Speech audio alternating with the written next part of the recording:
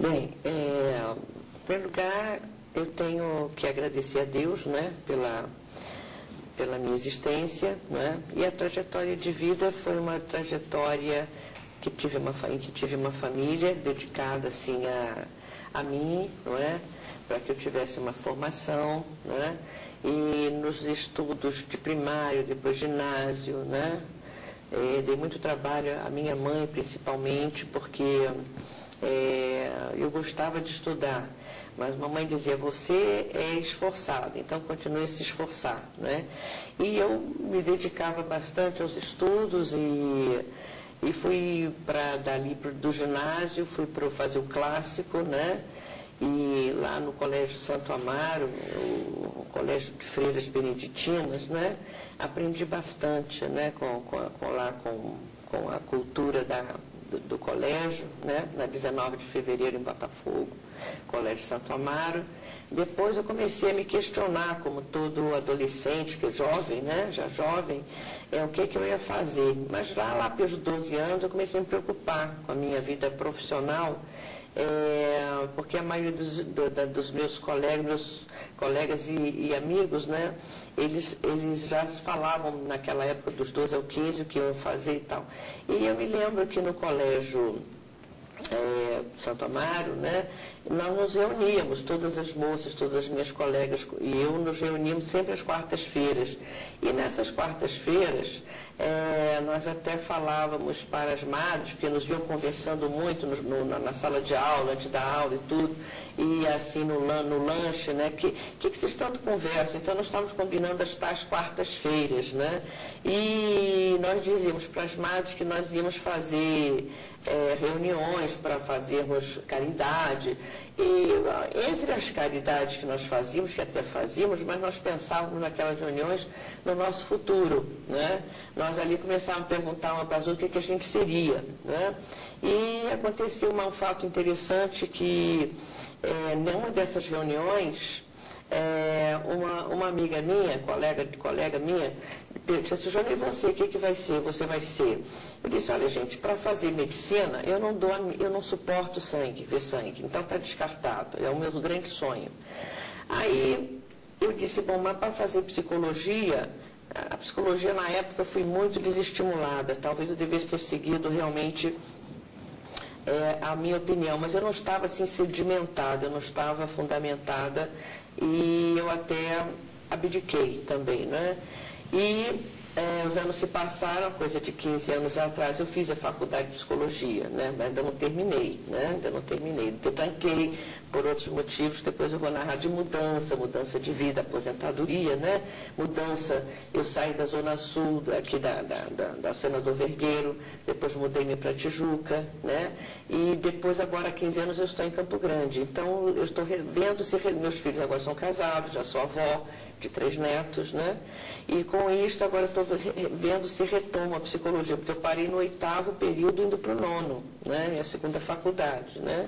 Então, eu tenho um jeito, assim, de cuidar da cabeça das pessoas, né? E eu gosto.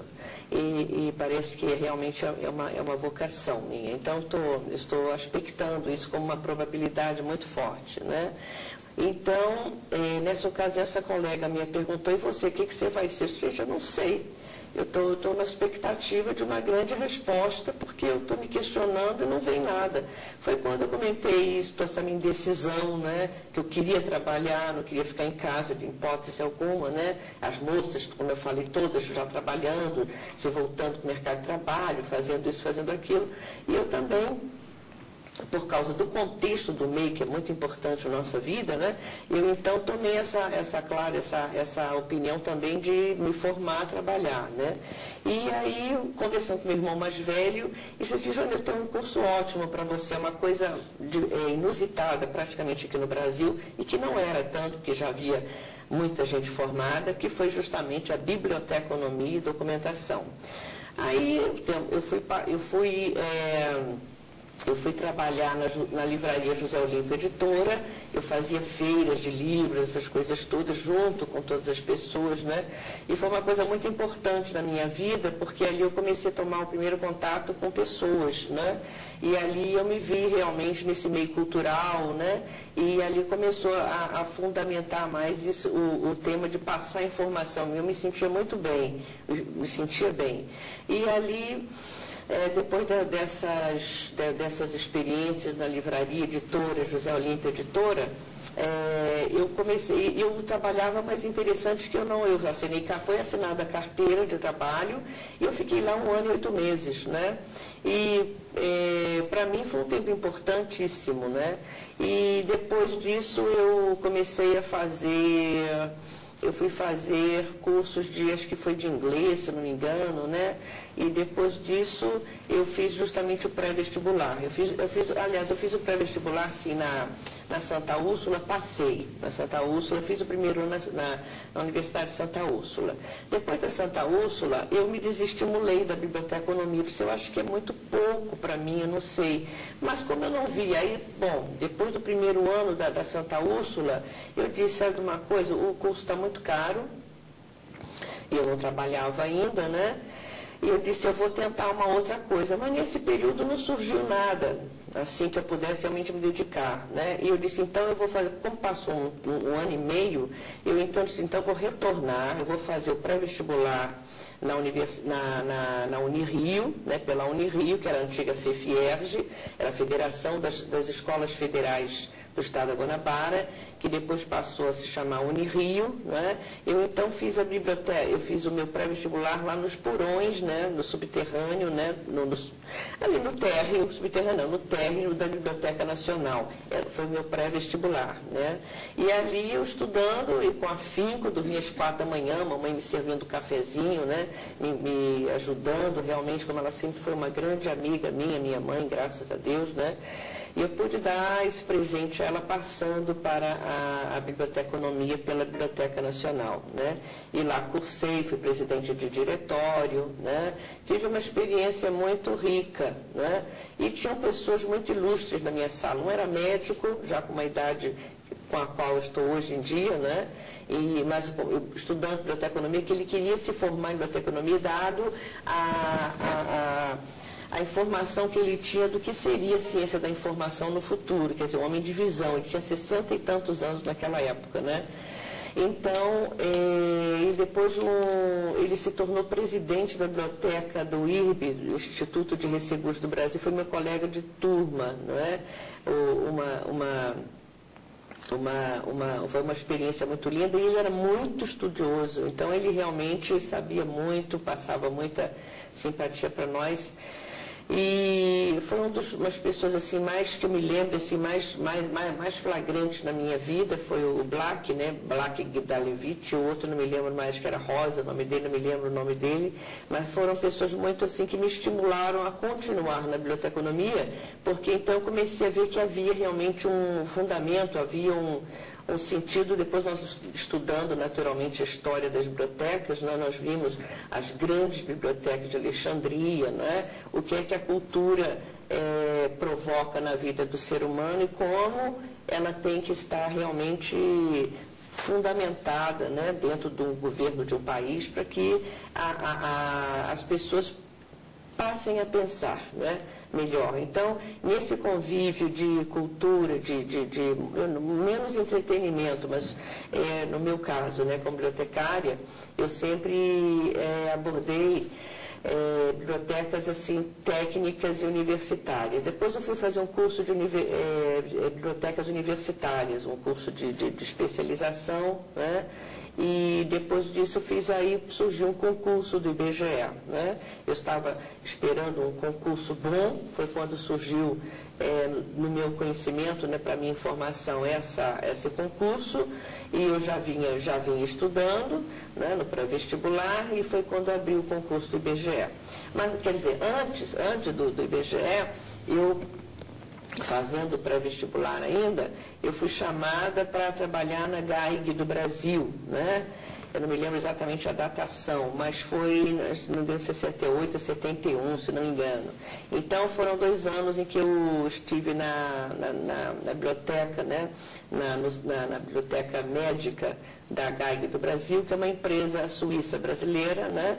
E com um staff médico gente muito rica, muito interessada na bibliografia médica com a qual eu lidava, não é? E ali nós, além de recebermos toda a documentação naquele setor, né? Aquele departamento médico, né? Nós recebíamos toda a documentação médica desse grande laboratório, agora é Ciba Geig, né? Uniram-se. Eu cheguei para São Paulo para ser bibliotecária lá, uma vez que a minha bibliotecária-chefe pediu demissão, então eu, como assistente dela, iria assumir. Mas chegando em São Paulo, eu via que o que iam pagar não correspondia ao meu empenho, né? Assim, a distância que eu teria que sair do Rio de Janeiro e ir para São Paulo, deixar meus pais, meus irmãos, né? E então ponderei tudo isso, se bem que meu irmão mais velho foi morar em São Paulo. Mas eu também não achava justo ficar na casa dele, eu queria ter a me aliar para mim, não é? E infelizmente eu não consegui aquela possibilidade ideal que eu aspirava, e eu então fiquei lá 2 anos, mais ou menos, acho que 2 anos e 8 meses na Geig, né? Porque a Ciba, a Geig do Brasil se uniu à Ciba internacional, também farmacêutica, né, suíça, e tendo um convite fabuloso para ficar como bibliotecária até a minha formatura. Eu teria que me formar por São Paulo, não é? E eu fazia ponte aérea quase toda semana, São Paulo, Rio, São Paulo, mas aí para ficar realmente eu abri mão. A bibliotecária de São Paulo dizia: Joana, vem para cá, nós nos damos tão bem, nós vamos ter... Mas acontece que os ganhos são mínimos. Eu quero comprar uma casa, quero comprar meu automóvel, meu carro, e pelo que eu estou vendo o negócio não está bom, não é aquilo que... Então eu não fiz essa troca, né, essa substituição do Rio de Janeiro. Aí continuei estudando, vim para o Rio de Janeiro, né, morando sempre com meus pais, e vim para o Rio de Janeiro, uma vida de estudos também, não é? E o pessoal diz: você não sai, mas minha vida era muito de casa, trabalho de casa, né, sempre mais assim. E foi quando surgiu o concurso do IBGE. Agora vejam o inusitado: eu estava no cabeleireiro, né, cheio, daí no tempo eram bobs, né, o pessoal da minha época lembra disso, não era escova nem chapinha, nem nada disso, eram bobs mesmo, e a minha cabeleireira sempre falava com a minha mãe: a Joana não para de cantar, ela está enrolando o cabelo, ela está cantarolando, é uma moça maravilhosa, a gente gosta muito dela e tal. E eu gostava muito daquela família, que todos trabalhavam naquele cabeleireiro. Mas por que isso? Porque naquele dia ela disse assim, ela dizia: hoje se encerra o concurso para biblioteconomista do IBGE, para o IBGE.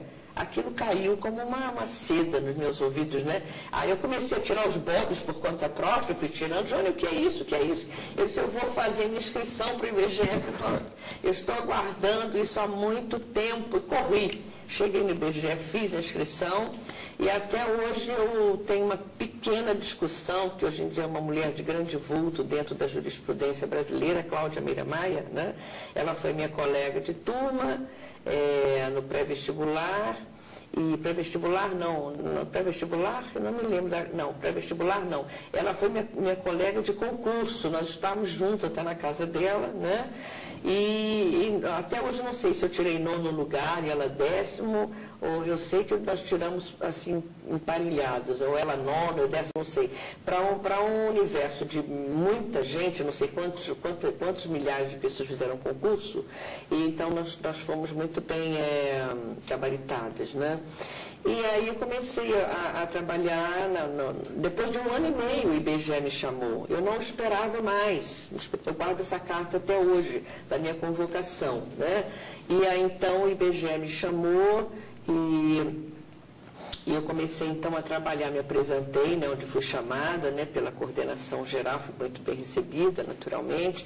Aí começou todo o trabalho nessa casa, não é? E ali comecei a trabalhar na Avenida Franklin Roosevelt, 146, um 66, acho que é um 146, se não me engano, né, no segundo andar, e ali fiquei aproximadamente uns 10 anos, né. Após isto, eu fui trabalhar na Escola Nacional de Ciências Estatísticas, né, e até com uma colega do Santo Amaro, que no caso era a Ângela. E depois de 10 anos eu fui levada para a DI, chamada para a DI, para a Diretoria de Informática, cujo Murilo, Flores, né, essas pessoas todas que a gente tinha contato de uma certa maneira, e fui muito bem assistida pela minha chefe na época na biblioteca, que era como é o nome dela agora? Deu um branquinho, gente. Era Ilcia Helena Botelho. Então, a Ilcia foi uma grande ajudadora minha, uma grande amiga, né? E ali fiquei até a minha aposentadoria, né? Então, essa é a minha trajetória. Fiz nesse intercursos, fui a muitas palestras, né? O meu interesse sempre foi muito grande dentro da minha área, naturalmente, né? E as coisas aconteceram dessa maneira, e acho que cheguei aos dias de hoje. Dona Jônia, explica só, voltando um pouquinho, quando a senhora foi chamada no concurso, depois desse ano e meio, a senhora tinha contado para a gente que foi o seu Salvador Pinto, da Luz Mostra. Sim, sim. Fica melhorar a relação com ele, como é que foi isso? Olha, na verdade, foi um relacionamento, assim, de bastante simpatia, não é? Mas, você sabe, todo concursado, ele entra de moto próprio, não foi guindado por ninguém. É o concurso que faz a inserção, né? Então, não fui chamada por uma pessoa particularmente, né? Eu fui chamada pela força da instituição de ter me aprovado no concurso, e eu então vim estar presente, né? E foi recebida. Fui recebida. Salvador, ele foi o seu primeiro chefe? Não foi não. Meu primeiro chefe foi Anice, na Biblioteca Central do IBGE. Eu não me lembro o sobrenome da Anice, mas foi a minha primeira chefia aqui no IBGE. Conta um pouquinho pra gente do primeiro trabalho que a senhora fez no IBGE. Quanto tempo durou? Qual foi a sensação que a senhora teve quando fez a primeira tarefa aqui dentro, né? Que efeitos isso teve para fazer? Olha, meu primeiro contato assim, com o IBGE foi na minha primeira entrevista para minha faixa salarial. Quando eu fiquei sabendo de quanto eu ia receber, o meu sorriso não parou mais de sair do rosto. Eu sorria de face a face, né? Porque nunca na minha vida eu tinha recebido tanto dinheiro por meu próprio trabalho, né? Então eu estava assim muito eufórica, muito feliz, muito realizada, né? E comecei uma vida também de relacionamentos, né? E uns bons, outros melhores, outros não tão bons, né? Mas fui fazendo o que a biblioteca me requeria, né? Trabalhar junto com as minhas colegas, aí no caso as concursadas também, né? As aprovadas pelo IBGE, e aí nós começamos a fazer aquelas tarefas justamente de armazenamento, né? De classificação, difusão da informação, né? E fazíamos pesquisas, né? Havia muita interlocução entre as bibliotecas, né? Entendeu? Muita gente interessada em bibliografias, né? Isso até aumentou bastante esse interesse, esse tipo de trabalho, quando eu fui para a biblioteca, anos depois, a biblioteca de Mangueira, na DI, justamente, né? Ali a pesquisa, o interesse pelos livros, a consulta, né, ao material bibliográfico foi realmente muito mais intenso profissionalmente, né? Eu me lembro que muitas vezes eu ia lá para a Embratel de carro, passava tarde lá pesquisando, né? No IBICT também, né? Instituto Brasileiro de Informação de Ciência e Tecnologia, né? E também, enfim, eram listagens de livros que, por exemplo, o staff, né? Como o Murilo, na época, né? Nosso chefe de departamento, né? Ele requisitava para a Ilcia, e a Ilcia, então, pedia para eu fazer essa sondagem, né? De onde estariam esses livros que ele tanto queria, né? Os intercâmbios aconteceram, né? E aí foi uma vida também, por isso mesmo, dedicada realmente à cultura, né? Desenvolvida aqui no IBGE, né? Esses primeiros trabalhos, nos primeiros tempos de Biblioteca Central, eles eram parecidos com o que a senhora já tinha experiência anterior? Ou era Não, era diferente porque a instituição pedia mais, né? O porte da instituição era bem maior, a responsabilidade era maior, né?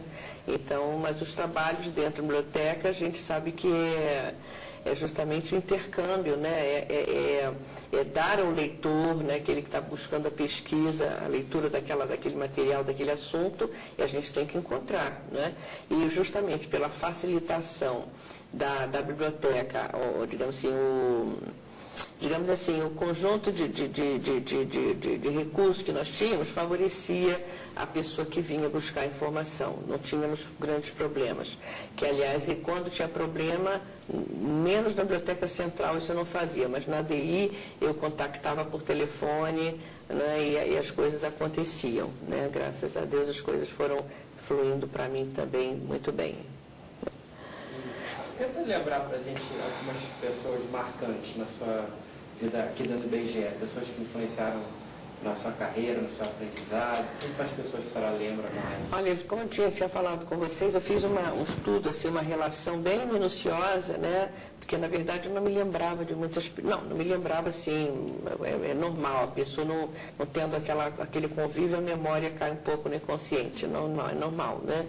E é uma área também que eu gosto muito de estudar, que é a mente humana. Mas me lembro muito volto a falar em Murilo, não é, que foi a pessoa mais acertada e que me deu as boas-vindas lá na DI, não é? A Ilse Helena, não é? O próprio Mosca, né, que me recebeu muito bem no IBGE. Me lembro muito bem das minhas colegas, né, da Biblioteca Central, né? Me lembro das colegas também na Mangueira, né?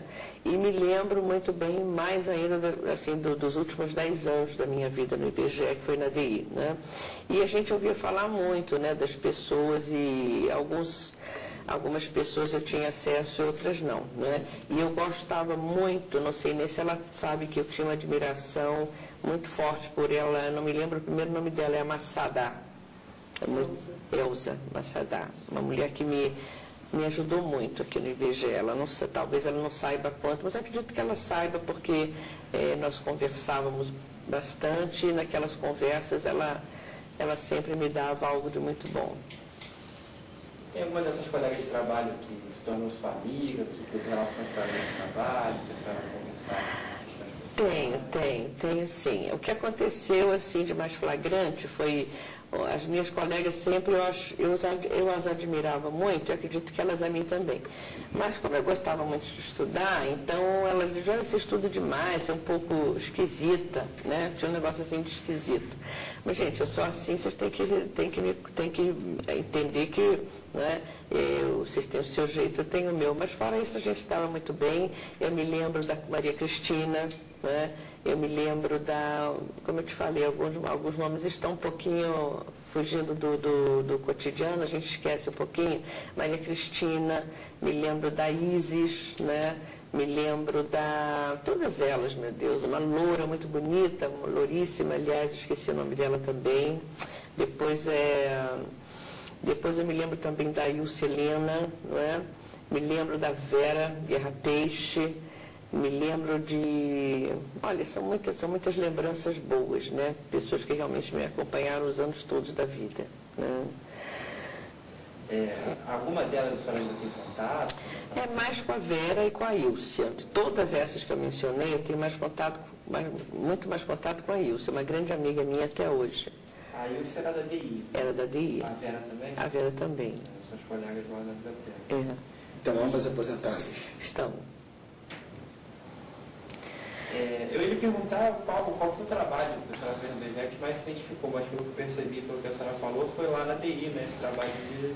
Muito mais de pesquisa, né? Pesquisa mesmo de recuperar a informação, né? Para a pessoa que estava solicitando determinado tema, determinado assunto, né? Para teses, para uma série de coisas, bibliografias extensíssimas que eles procuravam, né? E nós tínhamos o nosso trabalho justamente é garimpar onde é que estava essa informação, né? E as coisas iam bem, acabavam bem. Teve algum trabalho que a senhora se lembra assim, especial que deu uma sensação boa de dever cumprir? Eu tenho a impressão que todas as vezes, né, que a gente conseguia satisfazer né, uma pessoa interessada na informação e eu conseguia cumprir, né, essa recuperação da informação, era nessa hora que eu via que realmente eu tinha acertado na profissão, né? A pessoa passava no concurso, ou fazia aquela viagem com aquela bibliografia, né, na mala. Eu consegui, ninguém conseguiu. Então, é isso realmente que me dava aquele sustento de realização, né? Teve algum trabalho aqui especial que exigiu um esforço muito grande, que a senhora se sentiu dando energia além da conta, que foi... Eu acredito que era todo dia. Agora, o que eu sentia falta justamente aqui no IBGE, que poderíamos talvez fazer melhor, mas o cotidiano talvez não deixou, porque o cotidiano fazia com que a gente fizesse assim um trabalho na base da excelência, né? Entendeu? Então, todo dia era um dia excelente, né? Todo dia era um dia de pesquisa, de procurar determinada informação na Petrobras ou na Embratel, ou enfim, assim fazermos pesquisa em revistas internacionais, né? E aquela pessoa fazia aquela pesquisa, eu fazia pesquisa e a pessoa levava, né, na sua mala de viagem aquela informação, né? E era justamente nesse setor que eu me realizava como ser humano e como profissional. Teve algum especial que a senhora se sentiu frustrada de não conseguir fazer? Como eu estava até falando, né? Eu esperava ter feito mais, no sentido assim, talvez mais feiras, né? mais abrangentes, entendeu? Mas acabou que não era o nosso setor na época, né? Então, quem fazia muito isso era a geografia, a parte de geografia. Os censos eram muito mais expositores, né? Eles expunham muito mais do que estavam fazendo do que nós. Depois eu disse, não, isso não é nosso setor. O nosso setor é de servir, né? E muita gente expunha o nosso trabalho, entendeu? Por elogios. Agora, as grandes feiras eram feitas por outros setores. Né, para a Biblioteca Nacional. O bibliotecário lá aparece porque a Biblioteca Nacional ela é expositora, né, de moedas, da história do Brasil, um evento, né? Aí eu esperava também que o IBGE fizesse isso, né? Agora, o que tem me parecido muito, justamente, o que vocês têm feito aqui, é justamente de como é que chama que eu vou te falar? Eu digo assim, fazer com que a memória da instituição esteja sempre aparente, né? Sempre flagrante, né? Vocês não deixam a memória, não estão deixando a memória. Vão fazer uma exposição sei lá, do aniversário. Agora está acontecendo muito o aniversário do IBGE, né? Então, uma das grandes motivações minhas de eu atender até o convite, né, de me expor, é que quando... Eu posso falar dessa vez o que aconteceu? Então, o que eu quero dizer é que quando eu vi os aniversários do IBGE acontecendo, né, inclusive eu fui convidada para o 70º aniversário do IBGE e acabei não vindo, eu estava toda preparada, cabeleireada, né, e manicurada e tudo, e perfumada, e foi quando eu li no rodapé do convite, mas se você não confirmou a sua presença, não venha, porque não vai entrar. Eu fiquei aterrorizada, eu disse, meu Deus, eu não fiz como é que eu não li isso? Essas tais letrinhas pequenininhas do contrato que nunca aparecem, né, visivelmente. E aí eu disse, como é que vai ser? Telefonei, né, já na ida para o evento, né? Aí a pessoa que me atendeu disse assim, não venha porque não vamos recebê-la. A senhora deveria ter confirmado a sua presença. Eu disse, olha, eu não li, e aí eu meditei, para eu fazer criar um mal-estar, então eu não fui. Voltei do metade do caminho para casa. Depois, espera aí, mas logo eu que não fui lá para o evento, eu queria ir. Aí escrevi um artigo chamado Logo Eu. Eu tenho esse artigo escrito, são três páginas, né? Aí comecei a contar o que eu tinha feito na ENSE, como é que Deus tinha me tomado para eu ajudar ao IBGE, né? Para não ficar assim, porque na época em que aconteceu do IBGE ficar acéfalo, além de acéfalo, o IBGE ia ficar 3 mil para um lado, 4 mil para o outro, 2 mil para o outro, e ali nós fizemos várias tentativas de estarmos na presença do presidente Itamar Franco e com tentativas frustradas, né? Até que houve um evento muito maior e nós fomos o IBGE todo. Eu me lembro que eu acordei naquele dia com muita energia, né? Muito focada, e eu me vesti da melhor roupa que eu tinha. Eu disse, eu vou falar com o presidente a respeito do IBGE. Se ninguém for, vou eu. E assim aconteceu, porque na hora que todos nós que estávamos ali naquele evento para falarmos com o presidente da República, ele disse que nos receberia. Quando eu olhei para o lado, não havia ninguém, porque as pessoas realmente, eu acredito que não acreditaram que ele fosse nos receber. E eu acreditei, não é? Eu acreditei e falei com os assessores dele, né? E fui encaminhada para o salão onde ele ia nos receber. E ele nos recebeu, né, a mim, né, mas só que ele não pôde ficar conversando comigo, então ele me passou para o presidente, para o ministro Henrique Argrives, e ali eu estive conversando com o ministro Argrives as motivações, né, familiares, né, não só minhas, mas de 15 mil, né, famílias ibejanas queriam ficar completamente espalhadas nesse grande universo, né? E ele falou-se em Instituto do Café, que não existe mais. Imagina se nós estivéssemos lá, onde estaríamos hoje, né? Falou-se de Instituto do Álcool, onde estaríamos hoje, né? Então, ali, graças a Deus, o ministro Argrives, também um homem de muita percepção humana, né? Ele pôde me ouvir, eu coloquei algumas questões políticas, né? Embora eu não seja uma pessoa altamente politizada, mas o mínimo nós temos que ser, não é? Então, coloquei que ali o IBGE já tinha aproximadamente quase 70, naquela época estava com seus 60 anos de vida pública, né? E que ele não fizesse uma coisa dessas, que ele revisse, porque estava se fazendo um leilão do IBGE de uma maneira desumana até, né? E então ele reviu, né, juntamente com o presidente Itamar Franco, e para minha surpresa, 2 semanas e meia aproximadamente, ele telefonou, porque eu dei minha orientação, dei o meu telefone, minha residência, xeroquei o meu contra-cheque, né, falei o tempo que eu tinha de IBGE, né, e outras famílias também, que outras famílias também estavam fazendo a mesma coisa, mas que eu havia chegado primeiro ali para falar com eles, né, e ali fui recebida no sentido de ele me acolher o meu pedido, né, a minha grande solicitação, que ele revisse junto ao presidente Itamar Franco, que ele era muito amigo, como todos sabem, né, ele era o braço direito da Casa Civil do presidente Itamar Franco, ali a afluência dele era muito grande, e para minha surpresa, 2 semanas e meia depois, eu lá em casa, né, na Tijuca, eu recebi um telefonema. Quem atendeu esse telefonema foi meu filho mais velho, eu até comentei com ele hoje, que hoje seria a segunda entrevista, e ele recebeu esse telefonema dizendo, mamãe, é de Brasília, o ministro Henrique Argrives quer falar com a senhora. E ali eu tive a notícia de que realmente o IBGE não ficaria acéfalo e muito menos ser distribuído de uma maneira aleatória, né? E para nós totalmente ruim, não é? E ali eu acredito que agora se abordou enfaticamente, meu entrevistador, o que eu fiz de melhor no IBGE? Para mim foi isto. Se eu não tive uma participação,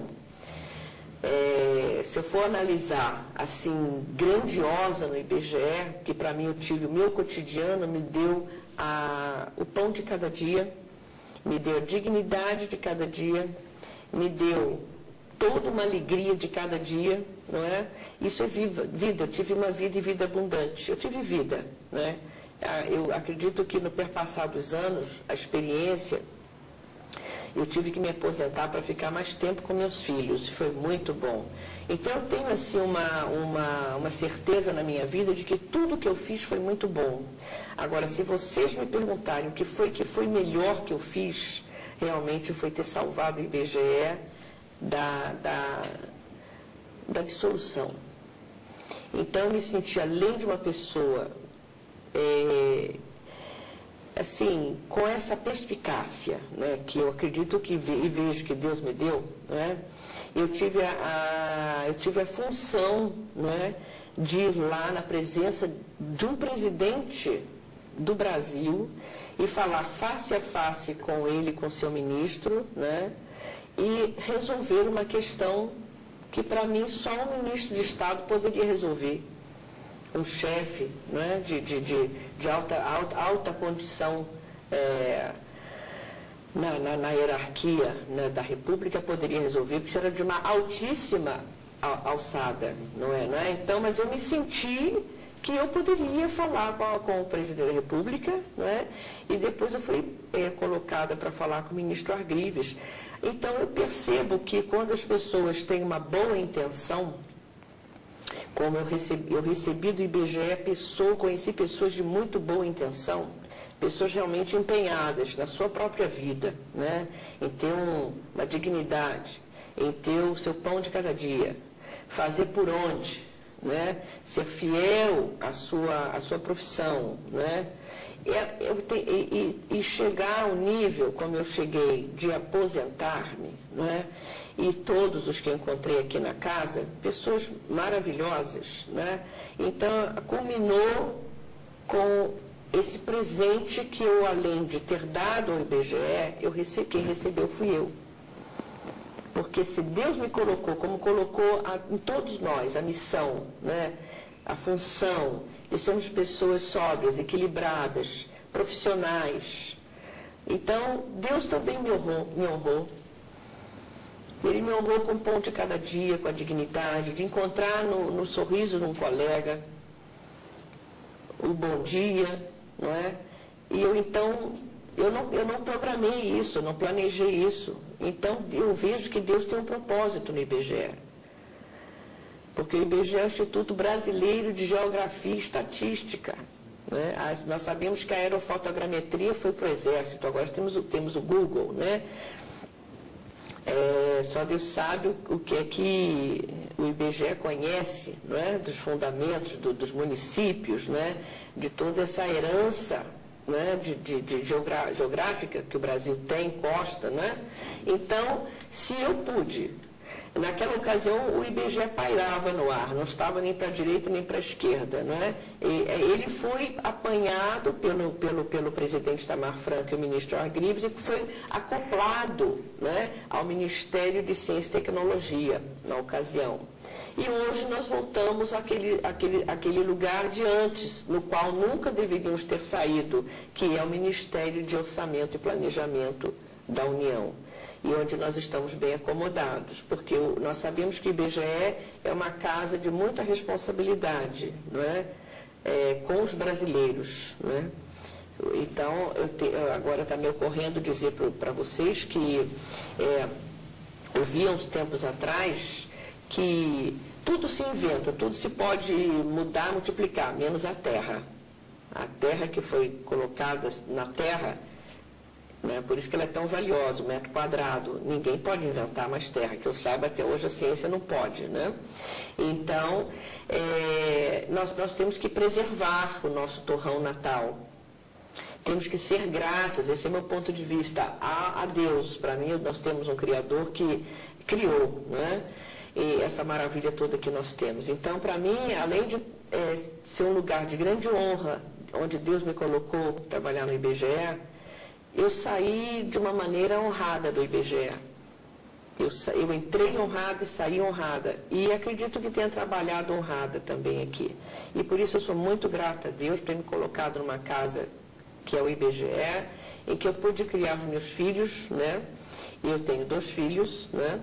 E sou, como eu falei, sou avó de 3 netos, né?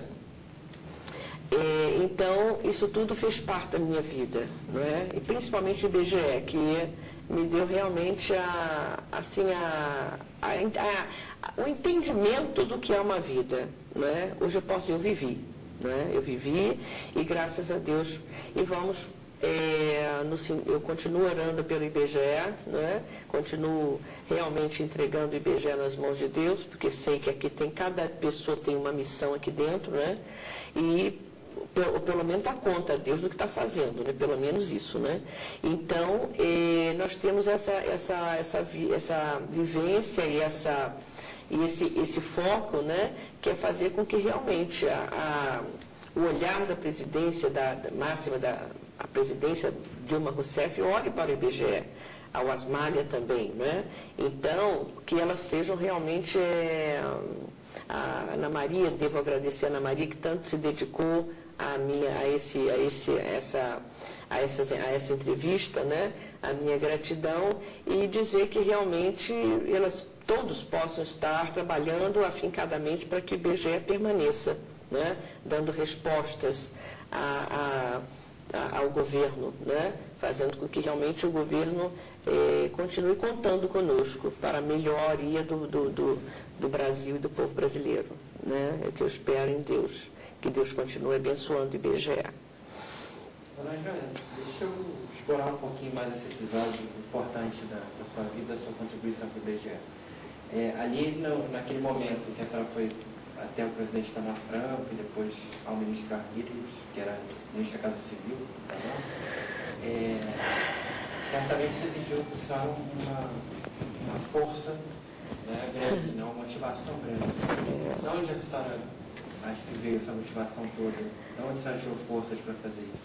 Meu querido, veja bem, nós estávamos ali numa situação em que eu vi que o IBGE se ficar completamente desqualificado, né?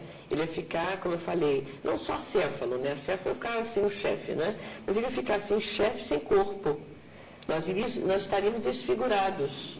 Iriam 3.000 famílias para um lado, iriam 2.000 para outro. Esse contingente de famílias foi que me tocou muito, né? O fato de, o que será do IBGE? Né? Então ali, quando você vai para uma festa, alguém vai para uma festa, a gente tem, quando a festa tem uma promessa de que vai ser boa, né? A gente se investe, além de se vestir, a gente se investe, né? Parece uma segunda vestimenta, e que nos dá aquela alegria, aquele ímpeto, né? Aquele estímulo de luta, de ir, né? E receber aquilo que nós queríamos. Quando eu fui, digamos assim, vestida, né? Porque, como eu falei, eu olhei no guarda-roupas, meu Deus, eu tenho que ir muito bem vestida, porque hoje nós vamos falar com o presidente da República. E eu coloquei o que eu podia de melhor, né? Então, mas eu senti que algo, mais somente essa investidura, essa força, Deus me deu. Sabe, eu creio que realmente, assim como Deus me deu para eu passar no concurso do IBGE, porque não são todos que passaram, não foram todos que passaram, né? Eu acredito que realmente houve aí uma impelência, um estímulo, entendeu? E que quando eu vi não tinha ninguém por perto. E o ministro Argrives face a face comigo, me dando toda a atenção por mais de meia hora, com seus assessores na sala, não é? Me dando toda a atenção, e de fato aconteceu. Aquilo foi para o Diário Oficial, né? Eles reviram, né, toda a injustiça que estava sendo feita, iria ser feita ao IBGE, e o IBGE está aí, né? Entendeu? Isso aconteceu também anos anteriores, quando eu trabalhava na ENSE, fui chamada juntamente com o Tem Tempo, fui chamada juntamente com o staff da ENSE, né? E para nós estarmos numa reunião em que a ENSE iria, a ENSE iria ficar desmembrada também do IBGE. Lá fui eu. Aí foi muito bom também essa experiência, né? Em que dentro do colegiado, dentro do staff dos docentes, né? Ninguém falava nada, né? Os professores, portanto, ficavam esperando o que o outro ia falar, porque simplesmente foi impactante. Olha, a ENSE vai parar de existir, ela vai para outra vertente, ela vai ser uma faculdade separada do IBGE. Mas isso para nós na época não era bom, né? Porque trabalharíamos aonde? Enfim, aí são outras questões, né? Então, eu disse, gente, eu pedi a palavra, que não estava com ninguém, eu peço a palavra e quero dizer aos senhores que o que me ocorre é que depois de 33 anos de paternidade do IBGE para com a ENSE, filiação da ENSE para com o IBGE, se os senhores não entendem que é um pouco tardio para que o IBGE não reconheça a paternidade da ENSE e, de repente, dizer que não tem responsabilidade nenhuma com a ENSE. Aí houve mais um pouco de silêncio, um aplaudiu aqui, outro lá, enfim, a ENSE está no IBGE até hoje. Então, são situações que foram, digamos assim, cortadas, né, digamos assim, aquela possibilidade de que a ENSE ficasse também fora do IBGE. Então, esses setores estão sendo aglutinados, a ENSE, o próprio IBGE, né? Eu tenho a impressão que eu pude intervir sobre isso, né? Eu tenho a impressão que foi bom para todo mundo, né?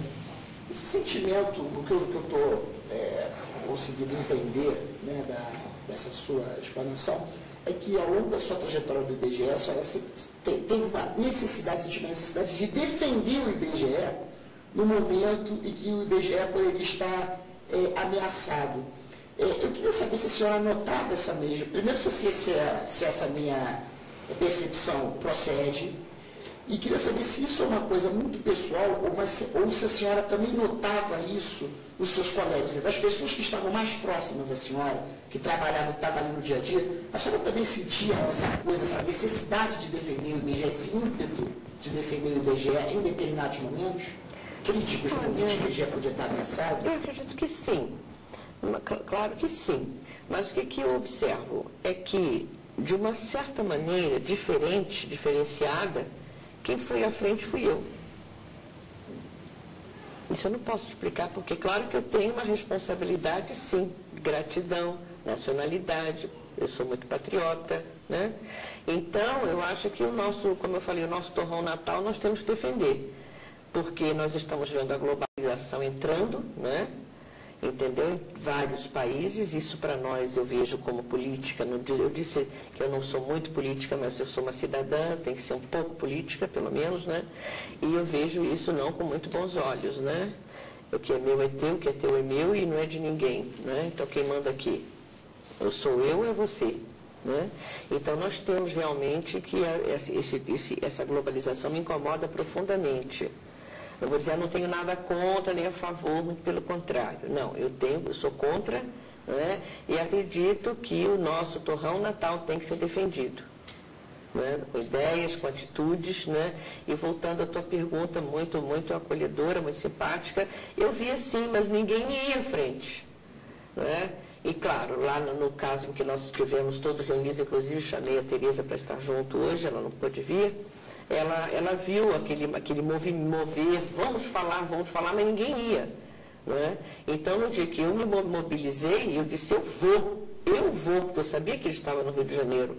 Eu tentei outras vertentes, mas não deram certo. Não, mas já foram, isso não é por aí, entendeu? Então não vamos fazer isso, porque não vai nos receber. Eu disse, não, mas ele vai nos receber, porque ele é uma pessoa humana, ele é um político, mas é um político que ouve o povo. E foi o primeiro contato com o presidente que eu via que ele queria ouvir o povo, ele queria não fazer a vontade, talvez, do povo, mas ouvir o povo ele queria, ele ouvia, ele dava ouvidos.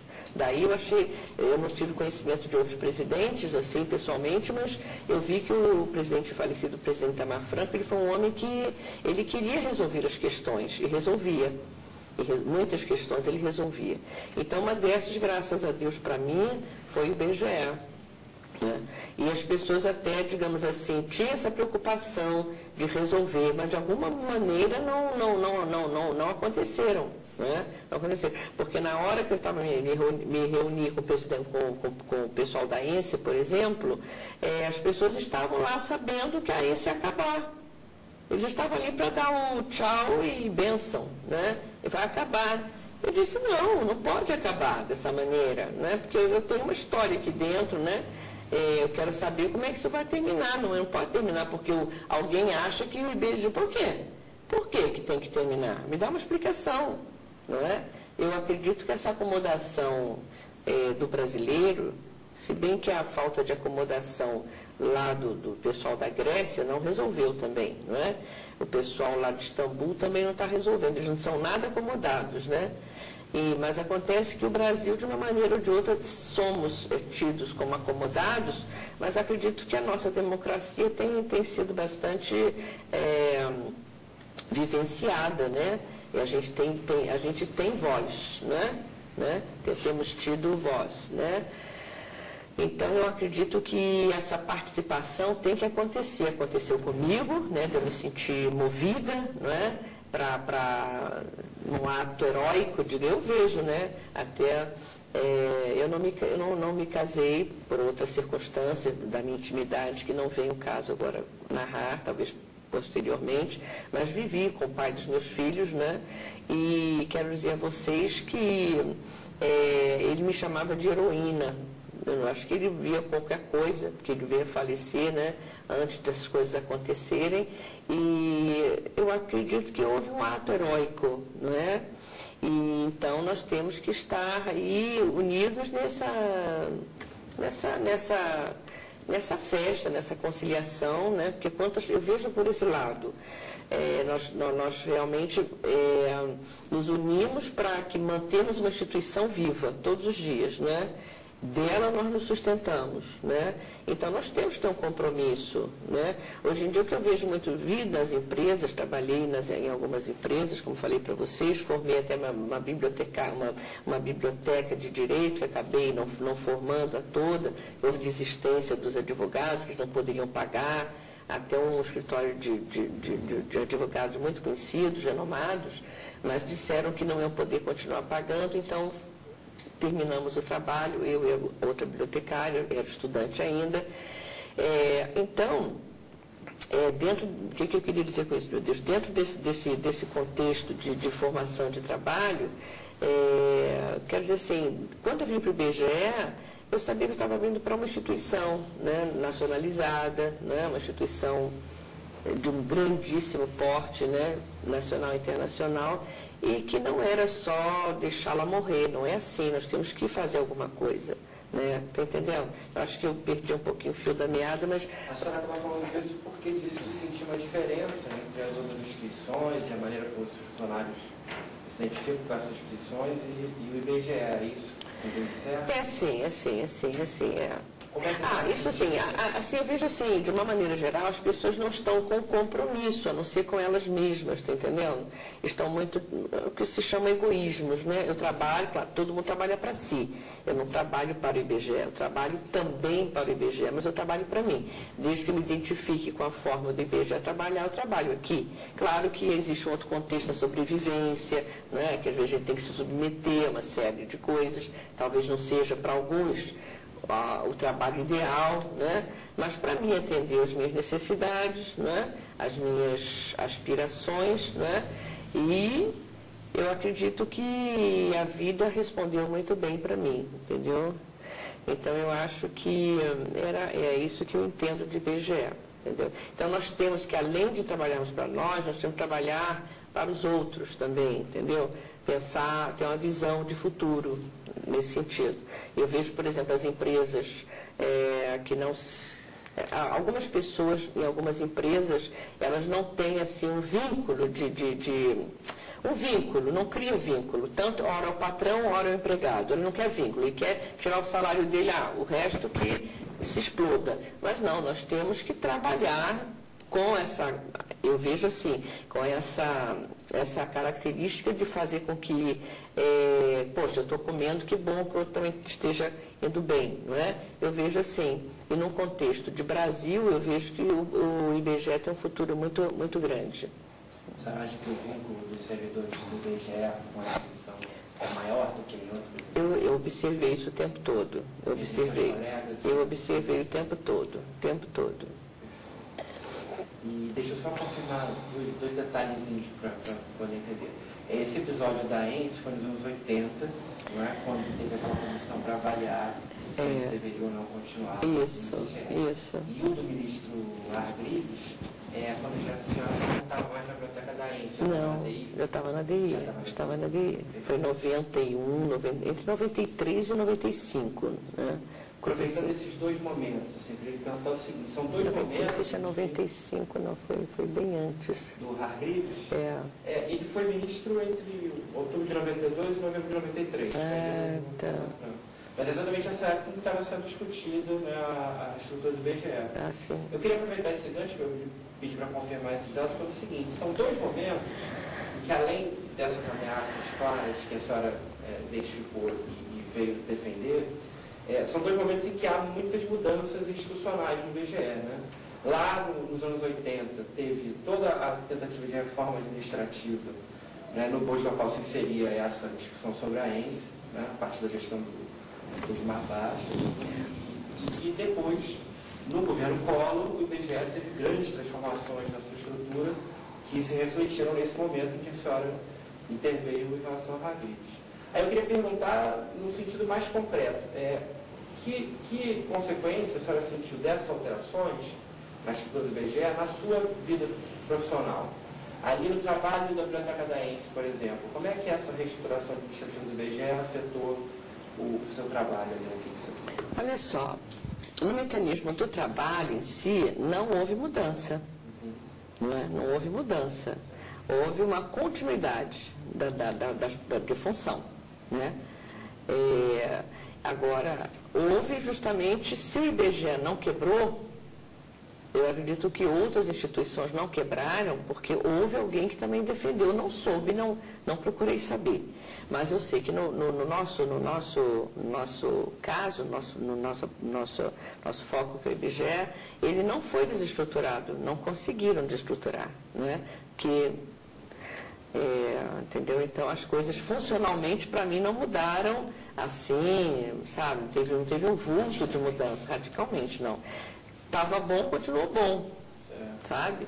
É claro que a gente, quanto mais ganha, mais quer. Quanto mais tem, mais a gente quer. Mas tem gente que está bem, a gente tem que ser racional, equilibrado. Poxa, eu estou bem, e agora, como você perguntou, a função melhorou, houve alguma... Não, eu não notei, não observei nenhuma mudança. Agora, uma pergunta para a gente pensar, para você tentar olhar para trás, num sentido mais panorâmico. Assim, né? A senhora entrou no IBGE em 73, em 95, são mais de 20 anos em que os procedimentos técnicos, né, tiveram grandes transformações. Certo. Como é que a senhora vivenciou essas transformações no seu setor específico da biblioteconomia? Olha só, até hoje eu me ressinto um pouco porque, digamos, a informatização da informação, quando estava entrando na biblioteca, foi o tempo de eu sair. Entendeu? Então, as tecnologias da informática, né, começaram a chegar no IBGE há muito tempo. Mas, quando iam chegar na biblioteca, né, informatizar tudo, foi o tempo de eu pedir minha aposentadoria, para ficar mais tempo com minha família, sabe? Então, eu sei que a dinamização da informação, né, a informatização deve ter pego muito bem, porque aí facilitou a vida de todo mundo, né? Então, quer acrescentar mais alguma coisa? Eu tenho uma pergunta, uma última pergunta a fazer. Sim. Justamente, até indo uma carona ali do que o Luiz falou, ou seja, 73, 95 é o momento da sua aposentadoria. Eu queria que a senhora fizesse uma avaliação, nada muito profundo, né? Mas que fizesse uma avaliação dessa transição. Como é que foi essa transição da vida de servidora, funcionária, vir trabalhar todo dia, aquela coisa da dinâmica do trabalho, para a condição de aposentado? Eu queria que a senhora fizesse uma avaliação rápida sobre isso. Bom, vou tentar. Olha, eu fiquei estudando essa aposentadoria durante uns bons anos, né? Porque meus filhos estavam crescendo e eu sempre distante deles, né? E os jovens necessitam da mãe, da figura parental, né? Seja o avô, a avó, vocês sabem, melhor do que eu. E eu me ressentia de não ter dado, assim, eu dei o melhor que eu pude aos meus filhos, mas a presença também. Mas para quem trabalha fora, ainda é muito pouco tempo, né? Então, por exemplo, os feriados eram muito queridos quando chegavam, né?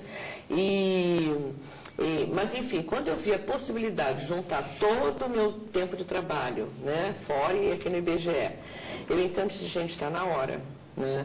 Meus filhos estavam crescendo na Tijuca, foi um tempo de muita preocupação minha, porque eu tinha que sair para trabalhar e deixá-los, né, jovens, né? E eu sabia que alguma coisa não estava indo bem. Então, o que eu fiz? Eu tinha comprado essa casa em Campo Grande, onde moro hoje em dia. Eu disse, eu vou para Campo Grande, mas ainda faltava muito tempo para me aposentar. E as regalias não, as recompensas, né? Eu teria mais 20% de aumento, né? Se ficasse, me aposentasse no tempo integral, mas eu tive que sacrificar tudo isso em prol justamente da minha família. Então, eu fiz esse sacrifício, mas racionalmente. Eu tive que, racionalizar o tempo, o dinheiro que eu perderia, também assim, pesar na balança com a qualidade de vida que eu teria com meus filhos. Então, o que mais teve valor foi a qualidade de vida com meus filhos. Então, eu abri mão de uma aposentadoria mais abastecida, né, digamos assim, mais plena, não é? Mas esse tempo, mas não demorou muito, o IBGE me ressarciu o que seria esse ganho, entendeu? Esses 20%, em pouquíssimo tempo, né? Coisa que não está acontecendo hoje, né? Há 4 anos nós não recebemos um aumento, né? Estamos lutando na justiça para gratificações, né? Que, aliás, vem me beneficiar, sim, e a todos os IBGeanos, mas nós temos que lutar muito para termos o nosso direito. Isso realmente me traz um pouco de preocupação e até infelicidade nesse setor da justiça ser tão morosa, né? Mas quanto ao como é que foi a minha vida, Malavota, teu primeiro nome? Leandro. Leandro, isso mesmo, Leandro.